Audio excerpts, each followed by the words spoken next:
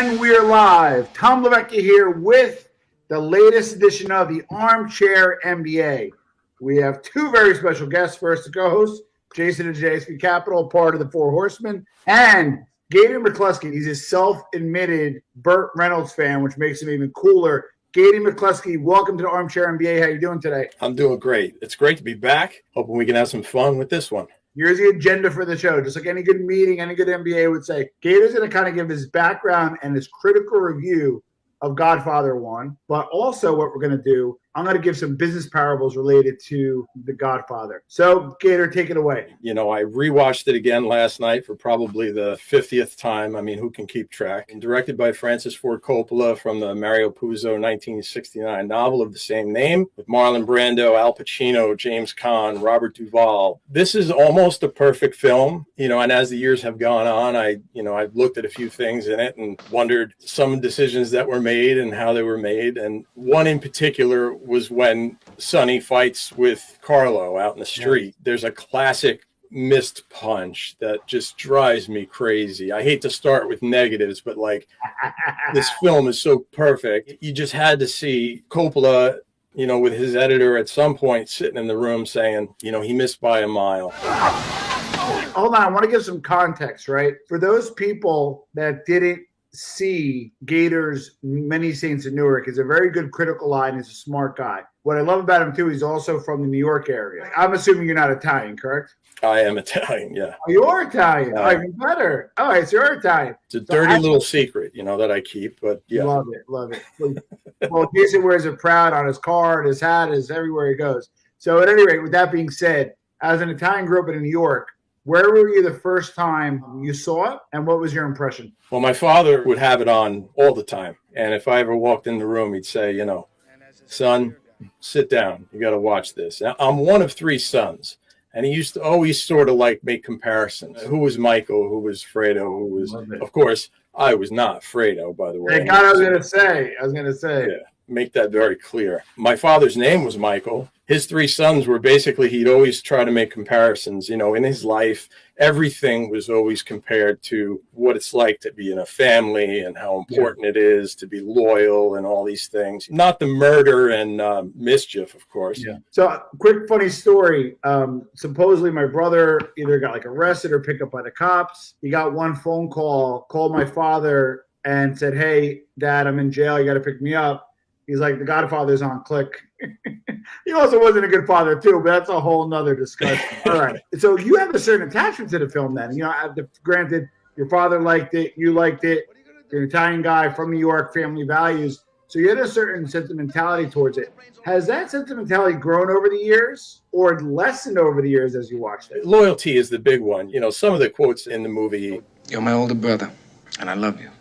But don't ever take sides with anyone against the family again. You know, quotes like that stick with you through the years, and you try to instill certain things in your kids, you know, in the hopes that you're always going to be this tight unit. Agreed. Now, I want to get my first business lesson from this. One of the things that made Don Corleone strong and why Sollozzo wanted to get together with him is, number one, in life and in business, you need to build the right relationships. In his cases, it was with politicians, it was with judges, and that was a source of power. Same thing with us. And I want to appeal to anybody who's an entrepreneur, who's an intrapreneur, like you're at a job, may not own the company, but you own your career. So at the end of the day, Don Corleone, although he wasn't formally educated, he had his strength in relationships. So to me, rule number one is have the right network and have the right relationships. So next part, so give us something that you can offer maybe that people didn't think of or looked at differently in terms of G1. I always found it interesting that Vito was dead set against getting involved in drugs. But drugs is a dirty business. Very similar to Tony Soprano, right? So that was his big beef with the other families, and that ultimately was their downfall. I was thinking, okay, so when I first saw it, I was young, but I saw one and I saw two, right away, right? And who did you relate to in it and why? I mean, Michael jumps out, of course, because he's the one that changes, and I hate to bring up Many Saints of Newark again, but again, it's a similar story arc with Tony in that he didn't plan on getting into the business and certain people didn't want him to get in the business. There's a scene with Marlon Brando that After he gets out of the hospital and he finds out that Michael is the one that killed Sollozzo and McCluskey. It was Michael who killed Sollozzo. You know, how disappointed he was, and he wanted to cry. I even think a tear might have rolled down his face, but he was devastated to find out that Michael had, at that point, joined the family. You kind of talk about, Tom Hagen not being a wartime consigliere. Mike, why am I out? Or, one point, Don Corleone himself was a consigliere. The other business lesson is you need two critical people in your life. Number one is a great mentor, somebody you can call up and say, hey, you know what, I'm having some problems. Somebody who kind of been there and done that can help navigate you. Number two, I think in business, and Jason and I always bounce off each other all the time, you need your own consigliere. You need in your life or your business and personal, because you just need to be heard. You might just need to talk. You just might need to just shoot the shit. So again, these are little things that we overlook every day. But if you map out, again, the business parables for Godfather 1, doesn't always match up in our actions. All right. Another thing I like about your reviews, Gator, you tend to be a little bit more academic and a little bit more behind the scenes. You really know the nuts and bolts. What were a few of the things that you picked up later on about Godfather 1 that you didn't know earlier on? And you're like, holy shit, I didn't know that. One of the things I did last night is I was really curious about Louis' restaurant, if that still existed. Apparently it was called Old Luna Restaurant near Gun Hill Road in the Bronx. Yes. I mean, the structure's still there. It's like a fabrics place or something, but it's pretty interesting to check it out, to see what it looks like now. But you would think that should just be a museum where you could go and sit, because that scene is so incredibly iconic. There are some scenes in The Godfather that when they come on, I swear it seems like I'm watching them for the first time. And that restaurant scene is so intense. The way that Michael sits there and all he wants to do is go and get that gun. And he doesn't even hesitate. He hates these two guys so much. And he immediately says, I need to go to the bathroom. There wasn't even like much of a conversation, and came back with that gun. He could not wait to pull the trigger. And I'm just mesmerized by that particular scene. So what lesson in life did you learn from The Godfather that you didn't follow and you later regretted it? Let's ask Jason first. That's an easy one for me. What is it? You let somebody betray you in business or in life, and you let them back in, and then they betray you again. Good point. It happened to me in business, and it's happened to me in real life. Unfortunately, in the civilian world, we don't use the tactics of the underworld. So what we have to do is just walk away from those situations. Definitely letting somebody betray you more than once. What do you say, Gator? What say you as you're learning? I'd have to go with Sonny's demise. Not thinking before he left the house, anxious to get back at Carlo because Connie had called in distress, and he took off from the house without any protection. The lesson learned there, obviously, is, you can't let your emotions get the best of you. You got to keep yourself together. You can get in a lot of trouble. It'll cost Sonny his life. That's another scene, I'll tell you, with Marlon Brando when he finds out that Sonny was killed. When Tom tells him, Tom seems to be the bearer of bad news. They shot Sonny on the causeway. He's dead. Talking about business, if you watch that scene, what you see in Marlon Brando is you see a split second of him being a father, and then he immediately turns into business. And he says to Tom, I want you to arrange a meeting with the heads of the 5 families. I want to end this. I want to finish this feud, put an end to it, because now it's gone too far. This war stops now.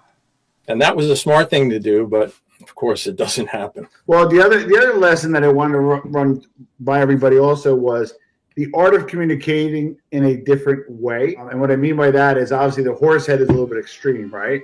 But it's always better to communicate without words, through actions in other ways, or maybe influence other people to act on your behalf. That's also in the 48 Laws of Power. And that's one of the things that Don Corleone was excellent with in terms of getting other people to do what he did through other people, but also those kind of subtexts and subtle communications are what I felt made him strong. We got a question from Vinny. Why let Carlo live so long? He could have set up Michael. What do you think? There's a point at which Michael says to Carlo in the very end, he says, Come on, you think I make my sister a widow? It's one of many lies, of course, that Michael says, but ultimately he had to make her a widow. When he was in Italy, that's when Carlo did most of his damage, and Michael didn't know about it. It wasn't until he came back and got a good read as to what was going on that Michael really knew that Carlo was responsible for Sonny's death. Now, don't you think that he might have delayed also because he really didn't know? He wasn't sure. I believe he didn't know until the end. I believe it's still up to that point. He had no clue. What do you think? No, I can agree with that. No, like I said, he was sheltered from it. By the time he came back from Italy, Sonny was dead. So it's not like Sonny talked to him at all. You know, he was kind of off the radar. What do you think of, you know, in terms of Sollozzo and the Godfather, right? Like, remember, so part of being in business is being nimble, kind of being current, etc. Do you think the Corleone should maybe have took the deal, got prosperous, keep the connections to themselves, and maybe go even more powerful? Forget about the moral aspect, because I don't like drugs. I'm assuming you don't like drugs. We don't want to harm people. But just in terms of the context of organized crime and business, do you think Vito Corleone made the mistake of not accepting the deal? I don't know. It's hard to say because he wasn't thinking, I'm going to lose my son. Yeah. You know, if he knew that, if he could go back, I'm sure he would. You know, no father wants to lose their son. He was sticking to his beliefs, his morals. They didn't do a really great job of explaining who the most powerful family members were. You know, I mean, we assume it was Vito. Yeah. With his political contacts, but you know, the other heads of the families, I mean, were they just as strong? You know, I mean, we kind of knew with the Sopranos, we knew that Carmine was a little bit higher than Jersey, as they always make fun of it. Yep. John said he went to a cookout at your house. Yeah. Don doesn't wear shorts. So the film mostly takes place between 1941 and 1960. And then in Godfather 2, there's the flashback that brings back the early Vito from like 1917 to 23. But there's a period of time missing that we didn't get to see, which is kind of like from like 1923 to 1940, where Vito becomes, you know, who he is. Correct. And that would be a great story to tell because who was Luca Brasi and yeah. What were all the things that he did and, you know, all these different characters. And Tom Hagen, they apparently found him. Sonny found him on the street, brought him in, and he raised him like a son. I was as much a son to him as you are Mike. But of course, he wasn't Sicilian, so he couldn't be a certain level in the family and all this stuff. I find that missing time period in there, that 15 years, would make for an amazing story if they would ever, you know, take that chance to tell it. I love the part where they're sitting around and he's like, well, Don Fanucci's a black hand. We have to do business with them. We got to do all that kind of stuff, right? And he's like, well, he's got guns. We got guns. We got guys. He got guys. Like, why can't we? That was like that moment where they call it the E moment, right? The entrepreneurial moment where, boom, it hits you and you get to work, right? Jason, when was it the time that maybe you had a pair of balls, you stepped it up, it may have worked out, it may not, but I'm wondering. When it was a point where they had guns, you had guns, and you decided to start that business, you decided to go down that venture. That point in my life when I was working on the docks, and of course, typical Italian down on the Jersey docks, working there. Shocker. Right, you know, and I got into a friend, and I was making good money, and I decided to jump into the venture that I'm doing to this day for the last 10 years. I know what I got to do to get it done, and I'm going to go in head first, take that chance. But I knew what I had, I knew what I could do, and you grab your new what, and you get started. So how'd it work out? And it worked out well. Thank God. One of the things that I think people ignore in business, you always need an exit strategy or a succession plan. And the nice thing about Don Corleone, although he eventually didn't want Michael in the life, and he talked about the tear coming down his eye, he eventually acquiesced and put him in place. And to be honest with you, we could agree or disagree. I felt he was even more efficacious or more effective Don than even Vito Corleone in many ways because he brought the family to new heights and even legitimacy. So I think succession plan is key, right? So my question is, who do you think was a better Don? I'll ask this guy first. Michael or Vito? Vito. Gator? I mean, I'm going to say for financial gain, it would be Michael. Yeah. You know, Michael definitely knew how to get into Vegas and knew how to repair all the damage that Vito had done. You know, and again, we don't have a lot of the backstory, but it didn't seem like Vito was this extremely wealthy guy. He was well respected. Yeah. And people came to him for favors and this and that. But Michael was the one that sort of built an empire and definitely was able to get the family financially set. What was your favorite scene in G1? It's the restaurant. It's Michael going into the bathroom and pulling the gun and shooting. Let me ask you this, and this is just something I never bothered to research. What's with the dropped gun? What's the story behind the dropped gun? So if you're a witness, so there was a mob war in Philly, and it was between essentially this guy, John Stanfa, and Joey Molino, the old guard, the new guard. And they went after Nicky Scarfo's son, Nicky Scarfo Jr., allegedly on a Halloween night.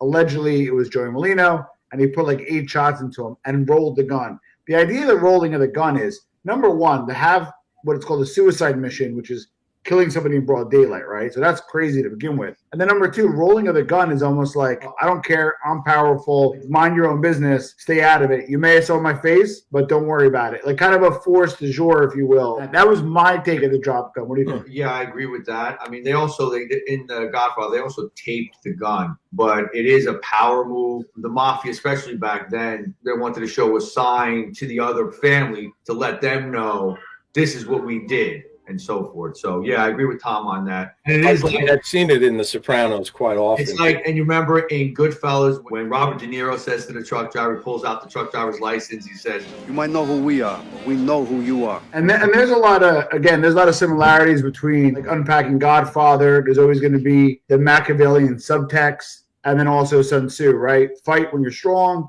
retreat when you're weak, and then more importantly, know your strengths, but also know your weaknesses. So when you know your strengths and you're strong, fight. When you know you're weak in an area, retreat. And I think one of the strengths that I think Don Corleone, and I'm not going to go against what I said earlier, but I might, he knew that if he got into drugs, that they might get very rich and powerful with his connections. And then eventually those guns are going to turn on him. So maybe that's part of the reason why he didn't decide to participate because of that, But what do you think, Gator? I sort of asked the question because I honestly don't know. Some of the things that happen, I even don't understand, Luca Brasi sleeps with the fishes. If there's a history behind that, like that's the only place I know it from. It's an old Sicilian message. You didn't want to get caught with a murder weapon on your person as well, and no prints. All right, what's the worst scene, aside from the missed punch in Godfather, that we just could have did without? When Michael goes to Italy, I find that the film slows down a little bit. Thankfully, they do jump back to the States, but I do find like as soon as he goes to Italy, I find that the pacing of the film kind of slows a little bit. yeah, that took too long. Yeah. And it is a little bit hokey for him to have gone over there and hook up with this girl who, she was young, man. I was looking up the actress who's still alive. She was like 15, 16 years old at the time. He marries her like so quickly. Of course, she gets blown up in the car, but that whole thing was it was a little bit odd. To me, that would be the only, sequence in the film that I could have done without. It needed to be there. He needed to get away, but maybe it just needed to be something a little bit less than what it was.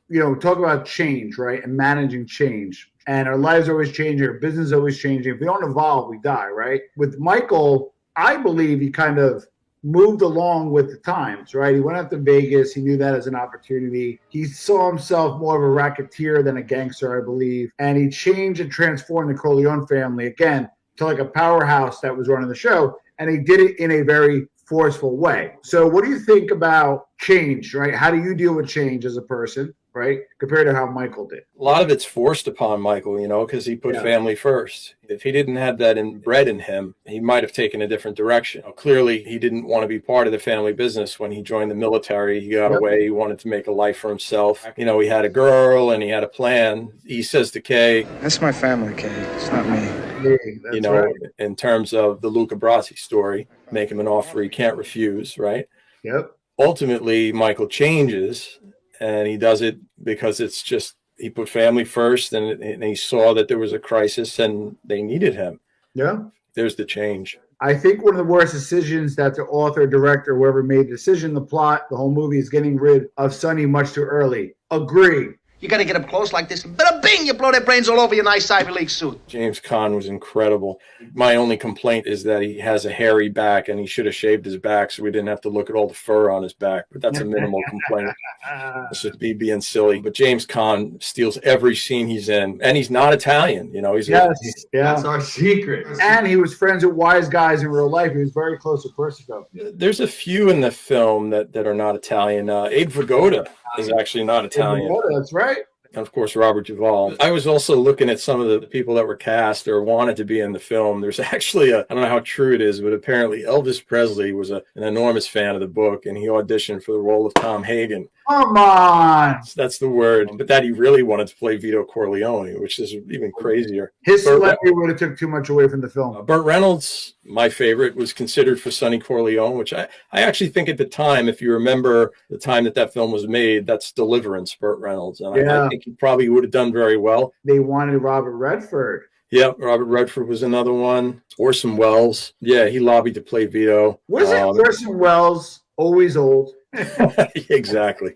Back to James Caan. There's one scene that I love of his. It's in the very beginning of the film when we first see him. He goes out to get rid of the photographers. He grabs that one guy's camera and he throws it at the ground, and then he reaches into his pocket and he pulls out some money and just throws it at him. Apparently he did that on the spot. That was all James Caan. It wasn't in the script. Wow. Yeah, and he created that moment. If I remember right, he wasn't even supposed to smash the camera. That was overkill. Oh, wow. He's incredible. Everything James Caan does to me is intense and worth looking at. Well, let me ask you a question. So stage chase, there's no improvising. It's just whatever the script is, right? Your understanding Coppola, is he a little more flexible? I haven't heard. I know he was very proud of the book and the fact that Mario Puzo, not only wrote the book, but wrote the screenplay with him. I would imagine that because Puzo was right there with him, that they were true to the story, the book. I do know there are some improvised scenes in there, and particularly with James Caan. So I think they had some room to play. Yeah, supposedly Vito slapping Johnny Fontaine was an ad-lib. You can act like a man! What's the matter with you? We won't give too much away because I kind of like 3. Where'd you land on 3? The short answer. I keep trying to like it. JSB, what did you think of 3? Yeah, I keep trying to like it. I've watched it a few times, and I think 3 times that I watched it, I think I had to stop and then go back to it. Couldn't get through it the whole way in one sitting. Yeah, I look forward to spending some time with you discussing it. There's an enormous amount wrong with it, in my opinion. There's an enormous amount boring about it, and there's a very little bit that's excellent about it. That's a much longer discussion, unfortunately. Some people like the Coda. Did you watch a Coda version of 3? I did. What the hell was the difference? I paid $10 and I might as well burnt it. I only knew the differences because I read about it before I went in. It didn't help, in my opinion. The one thing I did walk away from Coda and I felt a lot of sympathy for Sofia Coppola, who I think got a bad rap. Hi, Vincent. I remember you. No, she was terrible. You're my guy, but I can't lay you off the hook on that one. What I will say is, as bad as she was, that I think that's her father's fault for throwing her into the lions like that. He was supposed to have, I think it was Winona Ryder was supposed to play it. Winona Ryder? She was too busy shoplifting. She ultimately ended up working with Coppola in Dracula, but she was supposed to be in Godfather 3. And he filled in with his daughter there. I mean, it must have been so hard for her. I sympathize, she was thrown to the wolves, literally. And the fact of the matter is her father's fault for that happening. He should have never done that to her. If she was not prepared for what was coming. I mean, thankfully, she's turned out to be a fantastic director. But here's what I'm blown away. The wedding was filmed that night with floodlights? No way. That looked like a perfect blue sky. The lighting in The Godfather overall is magnificent. I mean, just from it was dark. Well, lights off the whole time. So many scenes are lit to the point where you just see the person and everything around them is black. And that's intentional, and it's amazing. There are some scenes where they walk into the house and it's all dark, and then they'll walk into a room where there's just a lamp, and that lamp is the only light in the room, and it just feels like an Italian house. It feels like that's true. Feels like your grandmother's house when you went, and all they had was like one lamp in a room. It's true, because they don't want to pay the electrical bill. And God forbid you touch the heat, man. Woo! One time I put from 74 to 70, my ass still hurts. That was 25 years ago. I got the cheese board. You ever get the cheese board on the ass? I got the cheese board, the slammer. I get everything. Pitching of the cheese. I got whatever was in my mother's hand. The best was my mother with the slippers. I don't know why she didn't play NFL. I'd be like down the street. My grandmother always kept the heat off and used to whack me upside the head with a spoon. and that she used to cook with sauce. I'm not surprised. And you're like, what's that? No, but you never found a hair, though. That's a weird thing. It got like emulsified or something, you know? Wooden spoon if you're lucky. My mother used to stab my hand with a fork, and if I went to dip my bread in the gravy before anyone sat down. My mother would get mad if I put my hands up to block her hitting me. Like she would yell for me to put my hands down. And one time I put my hands up and she was so mad at me, she yelled to my father to say he raised his hands at me. My father came after me. My father was more of a level-headed person to realize that I was blocking myself from getting hit. I don't mean drawing blood, but she was dangerous. No, they knew like not to draw blood. Godfather Trivia. What day is Vito Corleone's birthday? I'm going to guess it's like George Steinbrenner, the 4th of July. That is incorrect. December 7th, 1891. Vito Andolini. Chiste per te. I got to say, I would never pick a guy that looks like Gator as a Godfather fan. Oh, what are you talking about? What part of the art, the story, the movie, the cinematography, and the geeky side that, like, that Coppola nailed? The final sequence in the church is a cinematic masterpiece. How he wraps up everything. My understanding is the first time that was cut, it wasn't what it was. And then the editor went back and redid it. And, I talk about the restaurant scene, but the church scene, it's so incredibly violent. Hold on, Gator. You need to get this or you're in trouble. Put your time out. Do you know who the baby was? Sofia Coppola. I did not know that. Wow. Yep. It's funny, too. I looked up and saw that she was in The Godfather, and I didn't even give it a second thought. That was her. Wow. She did a better job in 1 than 3. I don't know why I have such a soft spot for her. Maybe it's because I have a daughter, and I really do feel for, she's surrounded with money. How difficult could her life be, right? The other part, I didn't know this. Talia Shire, which is Coppola, I think it's Coppola's sister. I did not know that until recently. I'm talking very recently. She got snubbed. I thought that her performance was incredible. From the Oscars, she should have gotten a supporting actress nomination. The scene with her and Carlo when chases after her and she's smashing the dishes and that whole sequence, incredible. It's just some of the greatest acting I've seen. She should have gotten nominated, I think, more so than Diane Keaton. Good point. She did get nominated for the second one and for Rocky, of course. We talk about the geeky side of you, right? Now the good old-fashioned New York Italian side.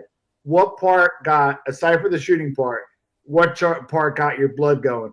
When Michael is in the car traveling to the restaurant, and they're still not exactly sure where the restaurant is. Michael thinks they're going in a different direction, and then the car spins around on the bridge. There's so much intensity in those scenes, and all through seeing it so many years, I'm still sitting on the edge of my seat, and that just shows you how great a film that is, that those are the intense scenes, that the ones that are not actually the violent scenes. It's the anticipation of the violence. You know what? Lexi Johnson and Gunsmoke to Dawn make a great point.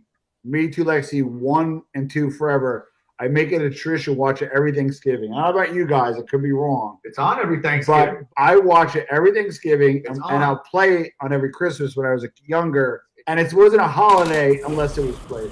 Oh, yeah, you can't watch it on regular television. There's too much in there that stuff to get cut out. I do have a Gianni Russo story. I was in Nello's. For those that watch the show, I wouldn't not gonna give the guy's name.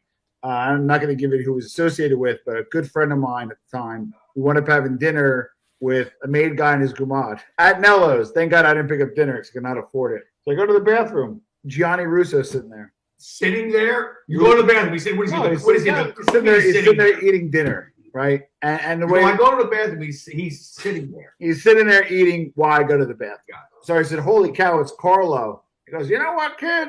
That movie's been out 35 years and everybody stops me every day. I really appreciate it." Because that's every interview, that's all he talks about, plus all his other crazy stories. And all he did through her pubic hairs was inject oxygen in it. You know what? Gator's like a normal guy. Even though his shirt's a little out there, but I love it. You're the only person that's ever said that, by the way. We do this channel. We kind of lean towards the mob genre, the mob movies, and mobster stuff, right? Gianni Russo was reasonably a normal guy throughout his career. He goes on Vlad TV and talks about how the mob blew the doors off of Paramount Studio. Somebody blew the gates of Paramount off the hinges. And it never happened. No, he says Like, all his interviews are outlandish. Yeah, I mean, they're. Hey, I'm not saying they're true, but Not this guy's lived 100 lives. He's got 100 stories in him. As I found out from Sinatra, even Brando, we all had our way with her. I mean, Gator, have you ever seen an interview with him? No. Oh, you got to YouTube an interview with him. FBI, I'm not a friend. He was a made guy. I think he killed Hoffa. He definitely killed Kennedy. So the guy is nuts, right? Even to the point when there was a mobster in 2015, Frank Cali got killed. The Gambino's a quiet guy, got killed. It wasn't a mob hit. It was some weirdo who killed him. Gianni Russo comes out and goes, well, that's not a mob hit. It's because they shot him in front of his family's house. They don't do that. I can tell you 20 hits that happened at his family house. Patrick Borriello and other ones. And number two, you're just full of shit, dude, you know? He sounds like the Italian Gary Busey or something. How am I doing today, Gary Busey? You're doing great. Good. Then I'll keep it up. And the guy just, he must have hit his head or something, right? Good. I'll tell you the guy I feel sorry for is John Cazale. He was in consecutive Best Pictures. So he was in The Godfather, Godfather 2. He was in The Conversation, Dog Day Afternoon, and The Deer Hunter was his final film, and he died before that came out. And all 5 of those films were nominated for Best Picture. That's a pretty incredible feat. There's a great documentary about him. Sad to see him go so early because he was so loved. He was a great actor, no? Fantastic. Was he Italian? Yeah, oh yeah. It's about Gianni Russo. It's funny how everyone he talks of is dead. I used to see Gianni Russo every year at the feast sitting in a Godfather booth in the shirt half button. Could smell the cologne a mile away. Very nice guy, though. Guy writes Pocket Rabone. Pocket Rabone. Do you remember Pocket Rabone, the cologne? I do. Well, Nap, Car, Chaps. Dracar Noir. Us old guys, drop your favorite colognes below. I was a Dracar guy. Polo was a good one. That was yeah, I wore Polo. Big bottle, that's right. Not the ones that came out, the black, the blue, the green bottle. That's the old. And what did we get Dad for Christmas and Father's Day? We got him Brute by Fabergé. That's right. Because it was cheap. Johnny Russo killed the guy supposedly self-defense. Yeah. The judge told him the next time it happened. Don't do it again. Get out of here, kid. Gator, where do you think Raging Bull stands? It's another masterpiece, Raging Bull is another one that I'll watch at least once a year. I'm a big boxing fan. Robert De Niro is probably definitely his greatest role. Raging Bull, black and white. Did you like that touch? I was a huge fan of Young Frankenstein. I'm sure we'll get along splendidly. Oh! One of my favorite movies. Certain movies were done in black and white, and you can't even imagine them another way. When I was watching The Godfather last night again, the very first blood that you see in the film when Vito gets shot, picking through the fruit, he hits the car and he slides to the ground. The blood looks like ketchup. It looks terrible. But when Sonny gets killed, blood looks fantastic. And that scene was reminiscent of, I don't know if you ever saw Bonnie and Clyde. Yeah. But the end of Bonnie and Clyde, that scene with James Caan was inspired by, they say that was how they wanted it to be, like that violent.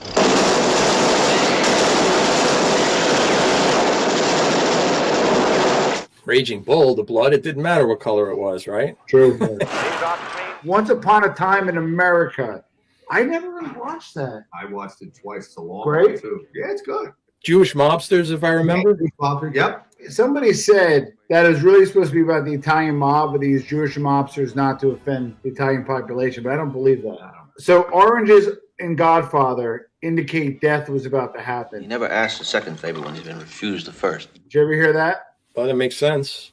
That's actually an interesting thing about The Godfather. There's not too many movies that kill off the main character with still like a half hour left to go in the movie, There are no liberal mob guys, Republican 100%. Here's what's interesting. That's something really political. I've interviewed a lot of different guys from the life over the years or chatted with guys from the life. Historically, the mob was very democratic, believe it or not. There's a reason for it, theoretically reason. There would be like inner cities or there'd be areas that construction contracts and that kind of stuff. And supposedly the Democrats were easier to bribe. The second reason is because of their bleeding hearts, they also tend to give lesser sentences and be more amiable towards lesser bids, let people out and so forth. Like, so like in New York, if you were under Mayor Cuomo, he helped reduce sentences. When Pataki came, he reinstated certain laws and people left more in jail. But now, for whatever reason, they tend Republican. I just find that interesting. The guy who played Clemenza Godfather was Paul Castellano's nephew in real life. I knew the name was Castellano, but I didn't know they were related. He died young too, right, Clemenza? Yeah, he was 55. He died in 1988. Leave the gun. Take the cannoli. So I guess there was a made-for-TV version of Godfather. In 1977, I think it was, they recut it and made a special version for television entitled The Godfather Saga. The 2 Godfather films as seen in theaters are incomplete. This version, especially designed to be seen on television over 4 consecutive nights, is the complete story. Basically released, Godfather 1 and 2 together, adding deleted scenes. The Academy Award-winning films plus footage never before seen, now transformed into a television masterpiece. Saturday, Sunday, Monday, and Tuesday on NBC. You can catch the epic. It's all wrapped into the film. For this shit, I missed the Jets' first home game. Do you remember when we were talking about The Many Saints of Newark and we were talking about the guy that played Silvio and how he was overly exaggerated, right? And we thought it was too much so that over the course of your life, you would become more animated with your tics and your... Yes. Right? If you look at De Niro's performance as a young Vito, that's done right. He doesn't have all of those, with everything that Marlon Brando does in The Godfather. Yes. Vito really tones that down, and you see a little bit of it, and that's rich. That's how it's supposed to be done, Brando wanted Don Corleone to look like a bulldog. I'm gonna make him an offer he can't refuse. So he stuffed his cheeks with cotton wool for the audition, and they had a mouthpiece made by a dentist. It was all Brando. Apparently they had to do a lot of looping, which is when they have to go in afterwards and like redo their dialogue. His mouth was so stuffed with this stuff that nobody could understand what he was saying. So one of the things I noticed watching it last night for the millionth time was that a lot of his dialogue you can tell is off because he's basically had to go back in the studio and talk it out in front of a microphone, redo it. Nobody could understand him. Check on the calls that go. I did it already, Pop. Good man. Pop, I took care of that. I've heard even James Gandolfini in Sopranos and guys in other movies. What the one with Johnny Depp? Come on. Donnie Brasco. Guys have said, they knew guys either in the life or associated, and they took mannerisms and their way of talking, walking, the way with the hands, this and that, So I was just wondering if Brando did that, because that is so out of left field. Gator McCluskey can be also a good name for a mayor of a southern Louisiana town. I've been called worse. Gator, pleasure meeting you. I got to run on a phone call. He's a busy guy. Appreciate it. Nice meeting you. Jason's name is Mohawk because he's the only guy I know over the age of 35 that has a Mohawk. So the Mohawk has its own personality, and the Mohawk will eventually have its own YouTube channel. Public Enemy wasn't bad. Did you see it? Well, yeah. Not a big fan. I don't like Johnny Depp a whole lot other than when he's got a pirate outfit on. I didn't like Donnie Brasco. I couldn't buy him as an Italian at all. If I come out left, he dies. Wow. A lot of people didn't like him in that role. And I hated seeing Pacino so weak. I mean, he's a great actor, of course, but it was just, when I remember going to see it and I was like, that's Pacino? I'm like, I can't buy him. Like, he's the man. He's the John Wayne of Italians, right? Yep. Would you want to go see John Wayne be this weak, pathetic, whatever? Take it back. Kill me. Take it back, Donnie. You wouldn't want to see that movie, and I didn't want to see Michael Corleone being that weak. I don't know if you saw it. I had Ramona Rizzo, who's his granddaughter at Lefty Guns, and she kind of went through like the real deal of who he was. She's like, the movie was like way off. Way really? Off. Yeah, like the son got killed another way. I think he was in a mob hit that wasn't directed towards him, and not as much of a drug user. He was a very stylish guy. He was not a brokester. He was not a broken down guy, like a little bit more polished. The lying part is true. One of my biggest business lessons, you always feel like, oh, give him an offer, can't refuse, and all that kind of crap, right? But the truth of the matter is you got to offer something of value, and then you have to ask, and that's how favors are built. And that was like kind of one of my big takes away from GF1. So why don't you give your final wrap up on GF1? Yeah, so Godfather 1 to me, a lot of people say Godfather 2 is the better film. To me, Godfather 1 is a perfect film. The most amazing thing I came away from watching it again last night was how Hollywood hasn't really taken notice of a film like that and tried to use it as a blueprint to make other films. Yeah. It's right in front of you on everyone's list, somewhere right at the top of the greatest films of all time, but you refuse to make more films like this. It's just the greatest, you know, and it's probably a perfect storm. You had the greatest book, you had the greatest director, you had all these great actors, you know, everything came together perfectly, and that's not easy to do. They just don't make films like they used to. Awesome. God bless. And then how'd you get the name Gator? Burt Reynolds is my favorite, man. So I took it as a character that he played twice in 2 movies that not a lot of people know about. Everybody knows him as the Bandit, a few other things. And Gator was the first movie I saw of his. Oh, shit. A double feature with Smokey and the Bandit. And my dad took me to the drive-in. I just thought Gator McCluskey was the coolest cat, man. So it's kind of always... Gator McCluskey, thank you so much. Thanks, Tom.